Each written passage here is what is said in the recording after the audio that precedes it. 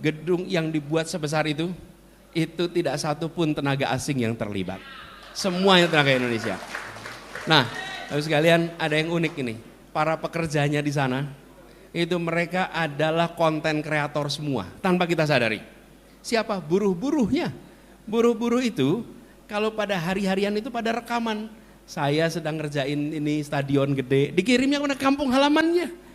Jadi mereka saking bangganya mengerjakan proyek ini, mereka membuat konten-konten dikirim ke kampung-kampung halamannya. Mereka bukan yang engineer papan atas, mereka pekerja kasar di bawah. Tapi apa yang terjadi? Itu yang namanya kebanggaan atas sebuah proyek yang dikerjakan anak bangsa. Dan itu menular, bukan hanya yang di atas, semua yang di bawah pun merasa this is mine, this is ours, ini punya kita.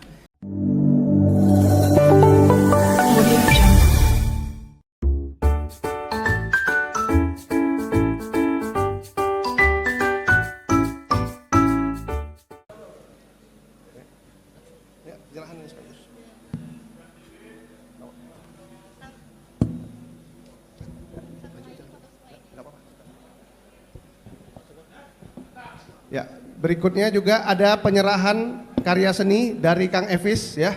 Ini kepada Pak Anies ya. Jadi ini gambar potret Pak Anies, ilustrasi ya. Karya sendiri dari, jadi ITB ini sebenarnya Pak Anies bukan hanya teknologi, ada seninya Pak gitu. Cuma orang-orang teknologi ini egoisnya terlalu tinggi kadang-kadang, suka lupa ke seni gitu. Nah di sini alhamdulillah kumpul nih bareng-bareng, masing-masing bersatu nih gitu. Dari Alfa Beta tadi.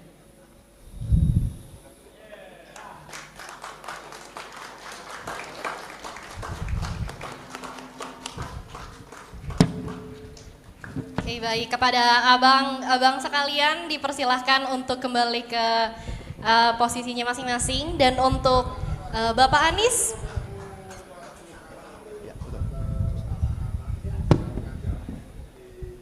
ya, baik, untuk Bapak Anies kemudian untuk dimohon tetap berada pada stage di sini bersama kita.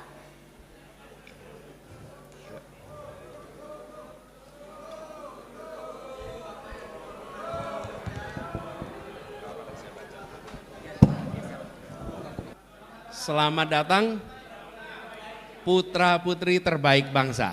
Betul nggak tuh? Betul kan? Jadi yang ngumpul putra terbaik bangsa gitu.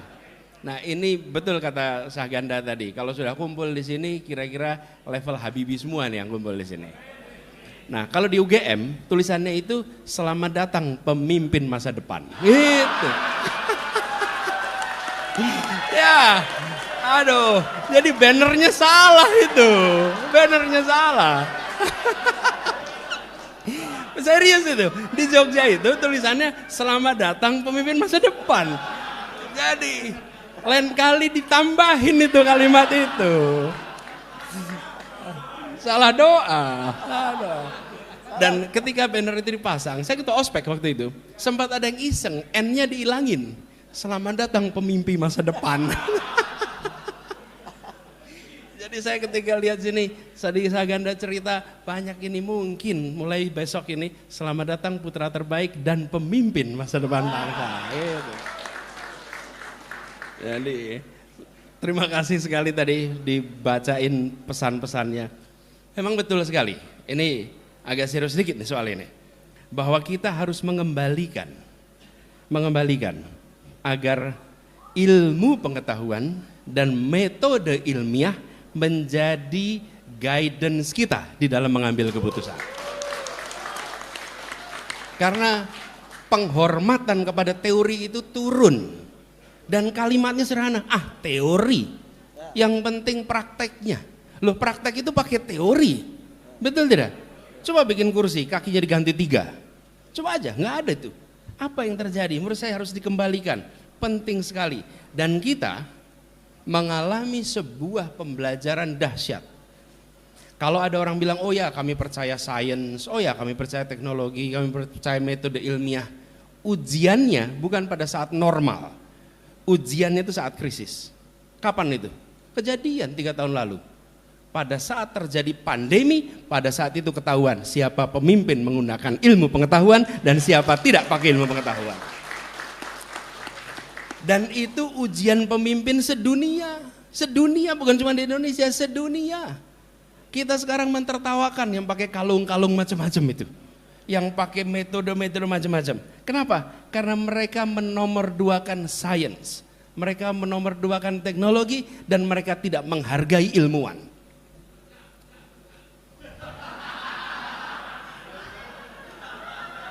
Itu nggak keluar dari mikrofon ini ya. Jadi, saya serius nih. Ketika terjadi pandemi, waktu itu saya sengkap, dan teman-teman boleh cari rekamannya, ada rekamannya. Saya mengatakan pada waktu itu, pada saat kejadian pandemi ini adalah ujian bagi semua pemimpin untuk membuktikan dia mempercayai sains atau dia sekedar lip service soal sains. Karena pada saat itulah kebijakan-kebijakan itu disusun berdasarkan referensi para ilmuwan, metode ilmiah, dan sebagian dari itu harus berhadapan dengan yang disebut ignorance. Ignorance apa? Ketidaktahuan. Ketidaktahuan. Dan itu kan lawannya terdidik, bukan? Lawannya terdidik. Di situ kemudian kita harus mengambil keputusan. Bagaimana keputusan tidak populer scientific atau populer ignorance. Dan kami di Jakarta mengalami. Kenapa? Karena kami pakai ilmu pengetahuan untuk mengambil keputusan. Amat tidak populer. Ketika itu amat tidak populer. Dan sering kami harus berhadapan dengan pemegang-pemegang otoritas lebih tinggi, tapi tidak pakai ilmu pengetahuan. Tidak pakai ilmu pengetahuan. Dan itu yang kita hadapi kemarin. Jadi, menurut saya kejadian pandemi itu adalah satu wake up call. Wake up call bagi kita semua, bahwa kembalikan ilmu pengetahuan, metode ilmiah menjadi kompas. Menjadi kompas. Dan kebijakan itu tidak disusun berdasarkan selera pemegang kewenangan. Tidak bisa, karena kebijakan ini bukan soal selera. Kebijakan ini bagaimana kita memahami masalah, bagaimana kita mengidentifikasi prioritas atas masalah, kemudian cara apa untuk menyelesaikan masalah. Dan di situ seringkali eklektik, harus induktif, harus deduktif, itu semua harus kita kerjakan. Dan tidak bisa kita hanya satu dari dua, kita harus eklektik pendekatannya. Nah, ini membutuhkan keterbukaan pikiran, ini membutuhkan kemauan untuk mendengar. Dan kalau dalam bahasa resminya mengedepankan teknokrasi, teknokrasi di depan. Dan ini yang membuat Indonesia kemarin sempat mengalami fase kemajuan yang cukup besar karena teknokrasi menjadi kompas bagi pengambilan kebijakan. Nah, ini yang harus kita kembalikan. Jadi ketika mendengar tadi yang disampaikan oleh Prof. Emir tentang pentingnya kita menempatkan ilmu pengetahuan, sains, teknologi ke depan, itu penting sekali. Dan kami melihat ini menjadi lebih urgent. Kenapa menjadi lebih urgent? Karena ukuran Indonesia itu terlalu besar dan resiko ketika kebijakan dibuat keliru, itu maldevelopment, malpolicy, ongkos recovery-nya itu mahalnya luar biasa. Recovery itu apa? Waktu, sumber daya, itu luar biasa. Dan kalau kita kehilangan periode itu, negara lain sedang lompat dengan kecepatan yang luar biasa tinggi. Jadi kami melihat perlu itu dikembalikan dan itu salah satu agenda utama. Saya sering ditanya bagaimana ambil keputusan di Jakarta, maka saya selalu bilang ada 4 urutannya.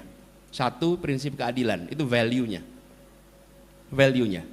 Kemudian nomor kedua, interest-nya, public interest, itu nomor 2. Nomor 3, science, teknologi, ilmu pengetahuan, akal sehat, itu pendekatannya. Baru nomor 4, regulasi, peraturan perundangan dan lain-lain. Jangan dibalik. Seringkali di birokrasi itu ngambil keputusannya dibalik. Nomor 1, regulasi, peraturan. Dan banyak regulasi kita tidak berkeadilan, tidak berbasis ilmu pengetahuan, tidak mempertimbangkan kepentingan umum. Nah, regulasi dibalik, urutannya menjadi seperti itu.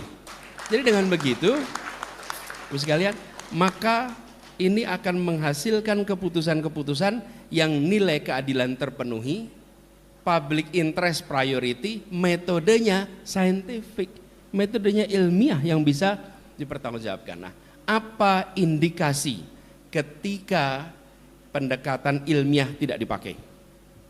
Apa indikasi paling sederhana? Menolak kritik. Menolak kritik. Takut dengan kritik. Takut dengan dialog. Lalu munculnya yang mengkritik di proses hukum. Yang mengkritik ditekan hukum. Kenapa? Kalau Anda menggunakan pendekatannya saintifik ilmiah, maka tidak takut berhadapan dengan pandangan yang berbeda. Betul tidak? Karena ada datanya nih, ada datanya, ini metodenya, ini hasilnya, maka langkahnya ABCD. Bahwa di dalam mengambil langkah itu ada judgment, itu bisa dipertanggungjawabkan, namanya juga judgment. Tapi sampai kepada opsi-opsi, itu ada datanya bisa dipertanggungjawabkan. Nah, banyak negara yang ketika kita menyaksikan demokrasi berjalan, keputusan-keputusannya populis tidak menggunakan pendekatan ilmiah, pelan-pelan demokrasinya kualitasnya menurun karena kebebasan berbicara menjadi dipangkas. Itu teman-teman sekalian, PR kita banyak. Perubahan ini tidak otomatis jalan, tidak otomatis jalan. Karena tidak semuanya berada di barisan yang putih-putih ini. Betul enggak?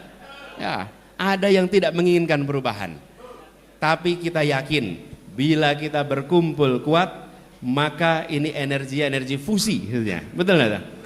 Yang nanti akan bisa memunculkan kekuatan yang luar biasa.